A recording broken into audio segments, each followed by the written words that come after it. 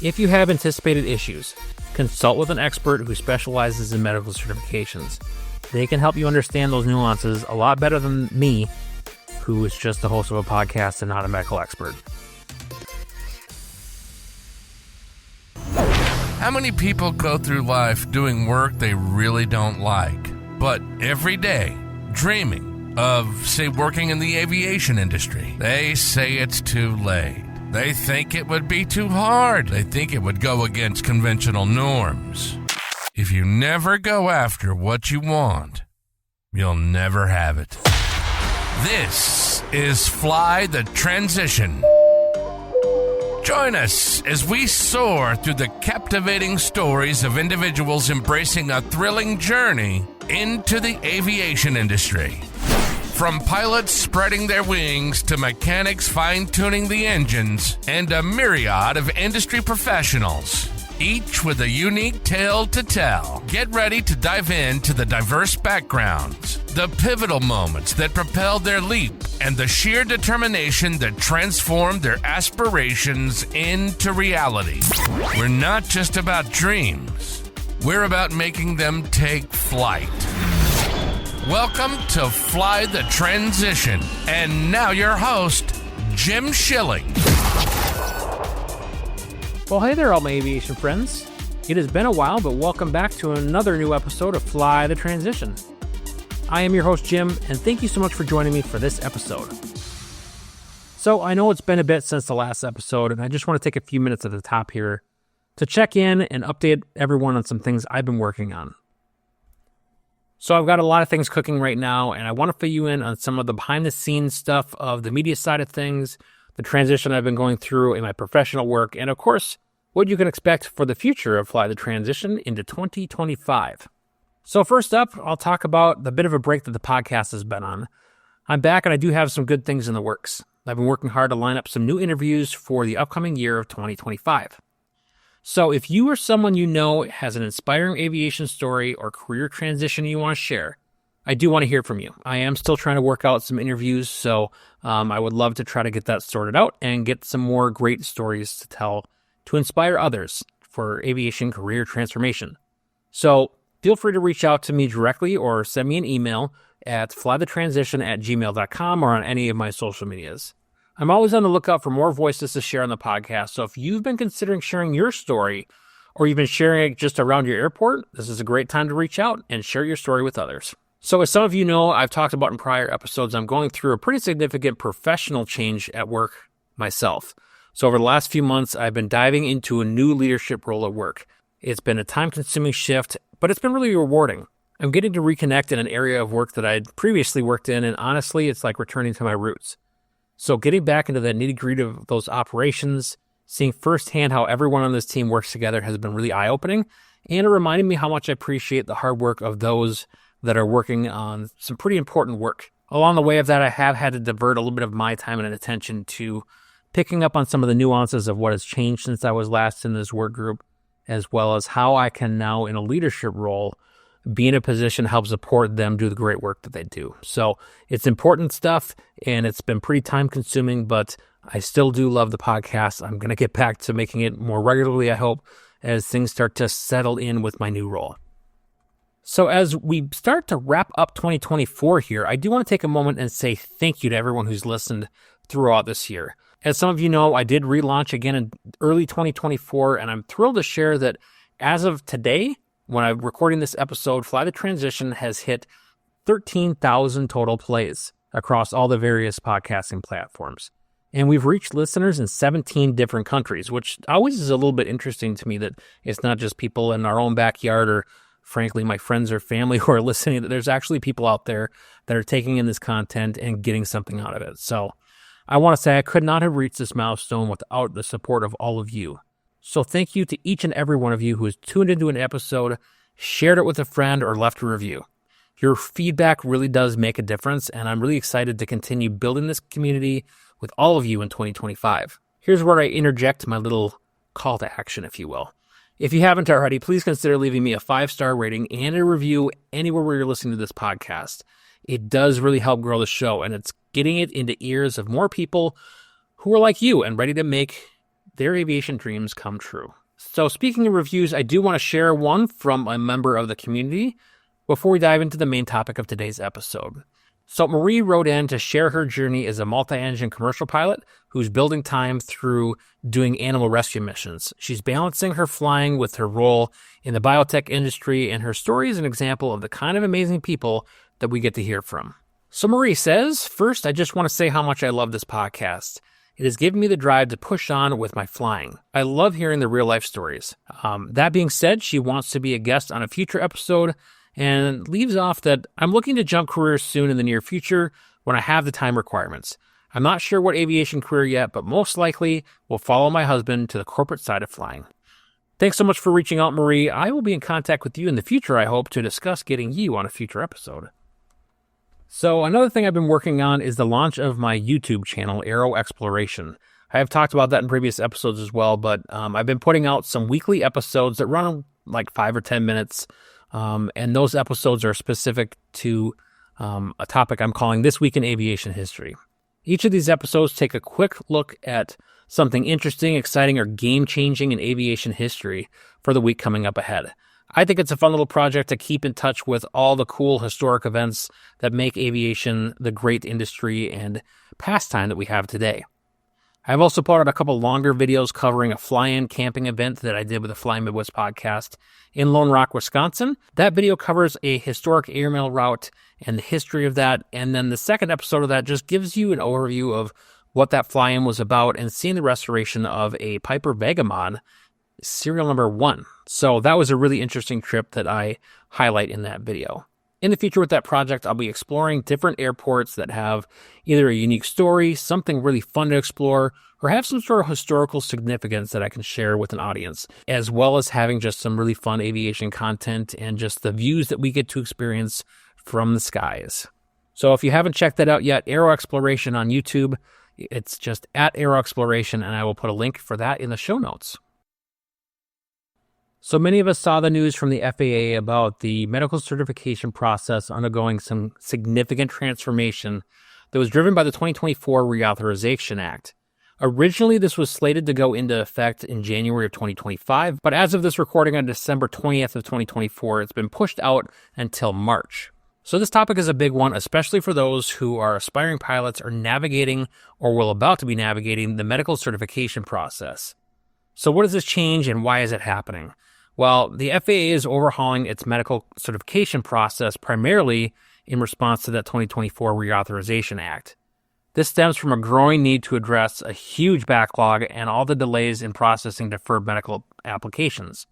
So in the past, a pilot who had their medical deferred would find themselves stuck in limbo, waiting months or sometimes even years for a decision, as they go do some back and forth between the FAA looking for this missing document or this missing note or what have you. And this created some significant barriers to entry for aspiring pilots, especially those who are just starting out your aviation journey later in life. It's no secret to anyone as we age, we have things start to break down a little bit or not work as well, or we run into a myriad of medical issues. So it's important to understand now how all of this is going to come into play for those of you moving forward in a medical process. So under this new system, pilots who have incomplete medical examinations or paperwork or documentation that's missing will receive an initial denial, and that will come along with specific guidance for reconsideration. So the goal, as stated by the FAA, is to streamline this process and provide more immediate answers and reduce some of that backlog. Now, a couple of the key points from some of the articles I've read is that with these denials now being issued for incomplete applications, and it will replace that deferred status that many pilots are already familiar with. And like anything in life, no one likes change or the way things are. So it's going to take some getting used to with, I think, just the differences in language and how I'm interpreting this. So pilots will still have to disclose any denials on further applications. And this change is going to aim to improve those efficiencies, but it's going to raise some questions for some and some of the advocacy groups that are out there about fairness and the burden that's going to be placed on the applicant.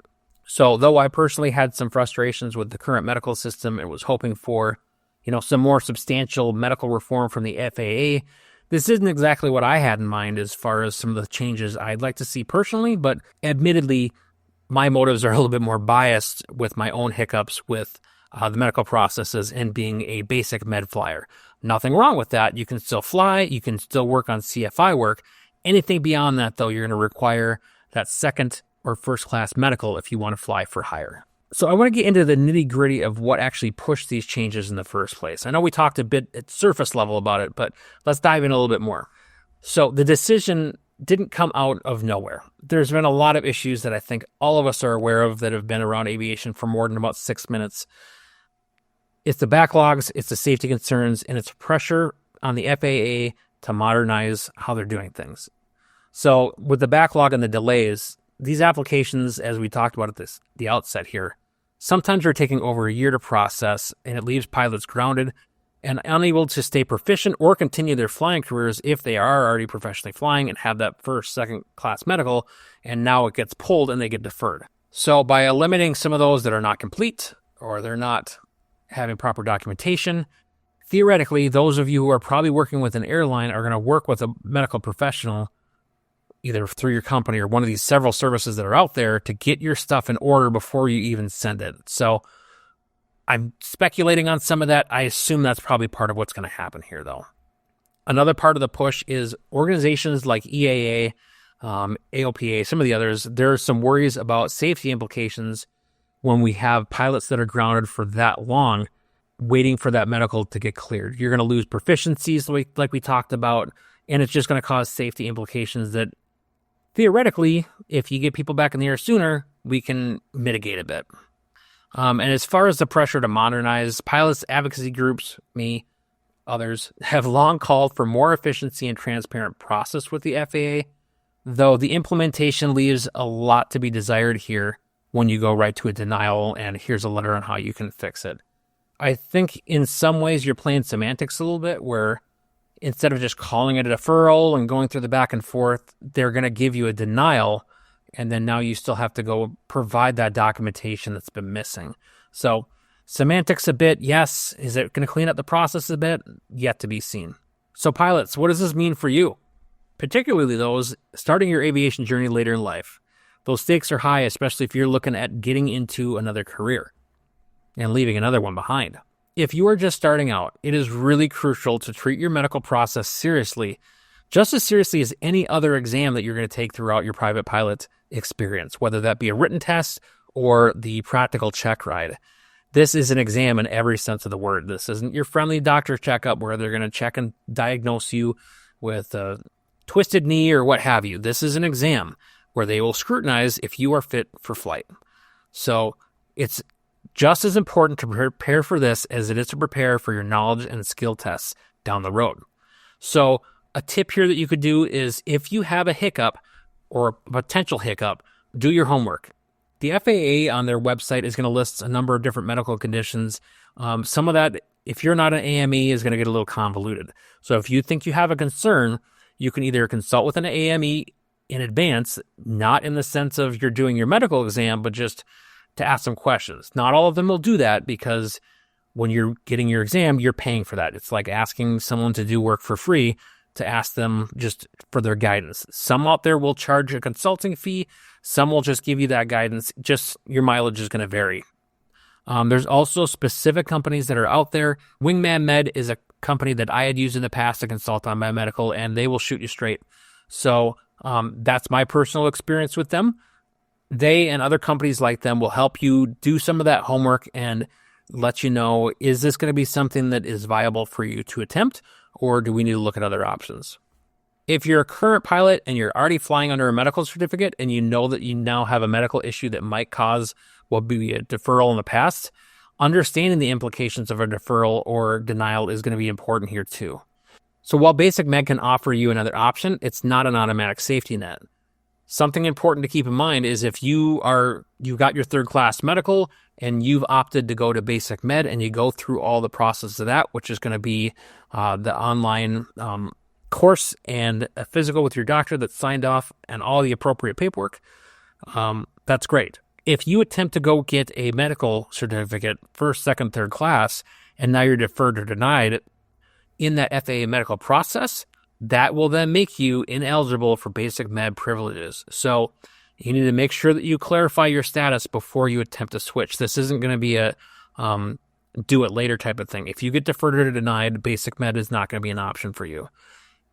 If you have a valid medical still and you think you might go down that road later and you'll qualify for BasicMed, then you can go for BasicMed. Convoluted, yes, but that is the process that we have in place. That's the process that I ended up taking because to me, my health, my well-being was more important, risking a possible career in aviation down the road. I can still fly on BasicMed. I did what I had to do. So talking about a couple of these things, let's talk about how we're going to navigate this new system. First and foremost, preparation, as I mentioned, is going to be key. If you're going into that exam, make sure that you have all the required documentation and be honest about your medical history. This is not a time to cut corners. If you have anticipated issues, consult with an expert who specializes in medical certifications. They can help you understand those nuances a lot better than me, who is just the host of a podcast and not a medical expert. Side note, that's also my disclaimer that I am not a doctor. Those people will help you understand those nuances of the process, help you understand the right records you're going to need, and help to advocate on your behalf as necessary. So let's say that you do go through that process, you get your denial, things you need to consider for that.